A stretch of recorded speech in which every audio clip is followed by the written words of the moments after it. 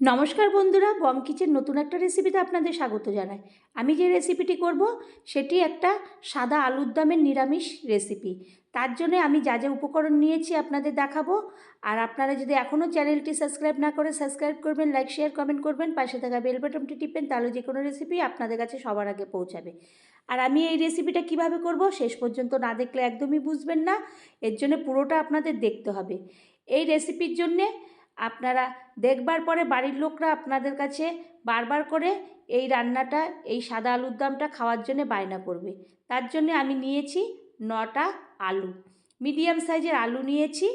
এরপরে আলুগুলো ধুয়ে নিয়ে আমি একটা প্রেশার কুকারে জল দিয়ে আর নুন দিয়ে 3টে সিটি দিয়ে আমি ওটাকে একদম সিদ্ধ করব। সিদ্ধ করার পরে আমি ছুরি নিয়ে এই আলুগুলোকে চোকলাগুলো ছাড়িয়ে নেব। তারপরে দু অর্ধেক করে পরিষ্কার করে নিয়ে আমি একটা থালায় রাখবো। এদিকে আমি একটা কড়াই বসিয়ে দিয়েছি। কড়াইয়ের মধ্যে কিছু আমি শুকনো উপকরণ দিলাম, ধনে জিরে, 20টার মতো গোলমরিচ, 5টা আমি দিয়েছি শুকনো লঙ্কা আর 4টে এলাচ। এখানে লবঙ্গ, দারচিনি, জয়িত্রী, জায়ফল কিছু ব্যবহার হবে না। এরপরে আমি শুকনো খোলায় এই মশলাগুলোকে আমি ভেজে নেব। ভেজে ঠান্ডা করে আমি একটা প্লেটের মধ্যে তুলে নেব। যে প্লেটটা ছিল ওর মধ্যে রেখে দেব। তারপরে ঠান্ডা হলে আমি একটা মিক্সিং জারে দিয়ে মিহি পেস্ট করব। এদিকে কড়াইতে আমি তেল দিয়ে দেব। তেল দিয়ে একটু লবণ দিয়ে দেব, কারণ আলুগুলো যেহেতু সিদ্ধ করা, তার কারণে লবণ না দিলে আলুটা তলায় ধরে যাবে তেলের মধ্যে। সেই কারণে লবণ দিলে অতটা তলায় ধরবে না। এরপরে আমি লালচে করে আলুগুলো একদম ভেজে নেব। ভাজা হয়ে গেলে আমি একটা হাতা দিয়ে তেল ঝরিয়ে এই আলুগুলোকে একটা থালার মধ্যে আমি তুলে নেব। তো বন্ধুরা, আমি এই রেসিপিটা যেভাবে করব আপনারা এটা যে কোনো কিছু দিয়েই খেতে পারবেন। এরপরে আলুটাকে রেখে দিলাম সাইডে। ওই তেলের মধ্যে আরও একটু তেল দিয়ে দেব হিঙে ফোড়ন। আমি এখানে অন্য তেজপাতা কোনো কিছু ফোড়ন দিলাম না, বা আমি ড্রাই রোস্টও করলাম না। হিং ফোড়ন দেওয়ার পরে 1 চামচি দিলাম গ্রেট করা আদা, 1 চামচি দিলাম গ্রেট করা কাঁচা লঙ্কা। এখানে আমি কোনো লঙ্কার গুঁড়ো, জিরের গুঁড়ো, ধনের গুঁড়ো, হলুদ কিছু ব্যবহার করব না।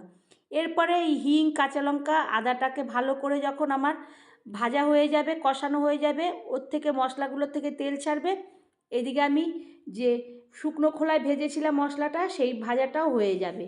এরপরে আমি আবার একটা মিক্সিং জার নেব। মিক্সিং জারের মধ্যে আমি কাজু বাদাম প্রায় 20টার মতো কাজু দিয়ে দেবো। 1 বাটি দিয়ে দেবো টক দই।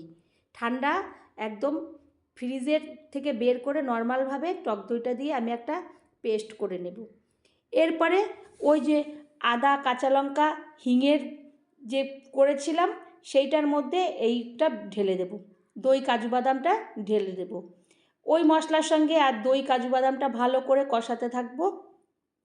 কষাতে কষাতে যখন টকবক করে ফুটে ওটার থেকে তেল বেরোবে, যেহেতু দইও আছে, কাজুও আছে, এখানে অন্য কোনো বাদাম ব্যবহার করলে, কিন্তু কাজু ব্যবহার করলে অন্যরকম একটা স্বাদ আসে। তখন এইভাবে ফুটতে থাকবে, তেল ছাড়বে, তখন আমি আলু যে ভাজাটা ছিল সেটা দিয়ে দেবো।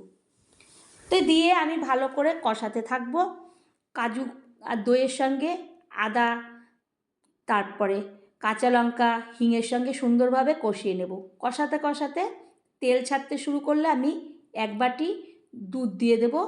দুধ দিয়ে আমি সুন্দরভাবে নাড়ব এটাকে, কারণ অনেকে ভাবতে পারেন যে দই আবার দুধ কেটে যাবে, কিন্তু না, যেহেতু কাজু আছে কাটবে না। এরপরে দিয়ে দিলাম 1 চামচি লবণ আর 1 চামচি আমি চিনি দিয়ে দিলাম। চিনিটা দিলে খাওয়ার টক ঝাল মিষ্টি সমস্ত কিছু একটা ব্যালেন্স থাকবে, আর খাওয়ার স্বাদটাও দ্বিগুণ বেড়ে যাবে।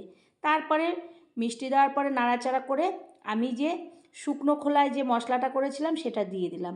ধনে জিরে, গোলমরিচ, লঙ্কা আর এলাচের সেই মশলাটাকে দিয়ে এরপরে মিক্সিং জার ধুয়ে আমি জল দিয়ে দেব। জলটা দিয়ে সমস্ত খুন্তি দিয়ে মশলাগুলোকে সমস্ত এক জায়গায় করে একটা থালা দিয়ে আমি ঢেকে দেব। আলু সিদ্ধ আছে, তবুও একটু ঢেকে দিলাম। এদিকে আর একটা কড়াই বসিয়ে দিলাম। তার মধ্যে 1 চামচি আমি দেব বাটার। বাটারটা যেহেতু এখন শীতকাল, তাই একদম জমে গেছে, তাই বাটার দিয়ে ভালো করে কড়াইয়ের মধ্যে নেড়ে নেব। তারপরে আমি দিয়ে দেব ক্যাপসিকাম। প্রায় 15-20টা ক্যাপসিকামের টুকরো দিয়ে দেব টমেটো, 2টো টমেটো নিয়েছিলাম, তার 4 ভাগ করে কেটেছি, আর ভেতরে সমস্ত দানাগুলো ক্যাপসিকামের এবং টমেটোরগুলো ফেলে দেবো, আর দিয়ে দেবো 3টে কাঁচা লঙ্কা, দিয়ে এরপরে একটু লবণ দিয়ে ভালো করে নাড়বো। লবণটা দিলে ওটা মজেও আসবে, আর ভেতরে লবণগুলো এই সবজিগুলোর মধ্যে ঢুকবে।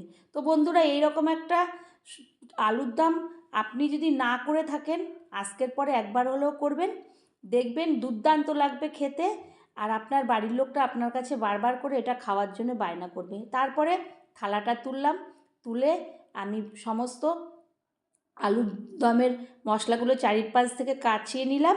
এরপরে হাতা দিয়ে আমি যে ক্যাপসিকাম, টমেটো আর লঙ্কাটাকে বাটারের সঙ্গে ভেজেছিলাম, সেটা ওই তরকারির মধ্যে, আলুর দমের মধ্যে দিয়ে দেবো। দিয়ে ভালো করে খুন্তি দিয়ে নাড়াচাড়া করে সমস্তগুলোকে একসঙ্গে করে আবারও আমি ঢাকনা দিয়ে ঢেকে দেবো।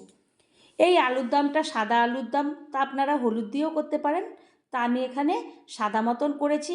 এটা আপনার ভাত, রুটি, পরোটা কিংবা ফ্রাইড রাইস, পোলাও কি বিরিয়ানি করলেন যদি নিরামিষ, তা দিয়েও আপনারা অনায়াসে খেতে পারবেন। নিরামিষের দিনে এত সুন্দর হয় এই আলুর দমটা, আপনারা না খেলে ভাবতেই পারবেন না। আর বাড়ির লোক আপনার কাছে একবার যদি করে খাওয়ান, বারবার করে বায়না করবে এটা খাওয়ার জন্যে আর করার জন্যে। আপনিও করে খাওয়াতে আনন্দ পাবেন। এরপরে ঠান্ডা হলে আমি একটা থালার মধ্যে তুলে নেব, তুলে নিয়ে সমস্ত এই আলুর দমটাকে তুলব, ক্যাপসিকাম টমেটোগুলো সমস্ত তুলে ঝোল ঠোল সমস্ত তুলে নেব, একদম মাখা মাখা হবে, গা মাখা। তারপরে আমি কিছুক্ষণ পরে ড্রাই রোস্ট করা আমি দিয়ে দেব কাসুরি মেথি, ওর ওপরে দিয়ে একটা চামচি দিয়ে আমি ভালো করে কাসুরি মেথিগুলোকে লাস্টে দিয়ে ড্রাই রোস্ট করে দিয়ে দেব, যেহেতু খেতেও ভালো লাগবে আর ওপরে ছড়ানো থাকবে, গন্ধটাও ভালো থাকবে। এইভাবে আমি কাসুরি মেথিগুলোকে দিয়ে দিলাম, দিয়ে এরপরে একটা হাতা দিয়ে নাড়বো। ভালো লাগলে আবার কোনো রেসিপিতে দেখা হবে। ধন্যবাদ।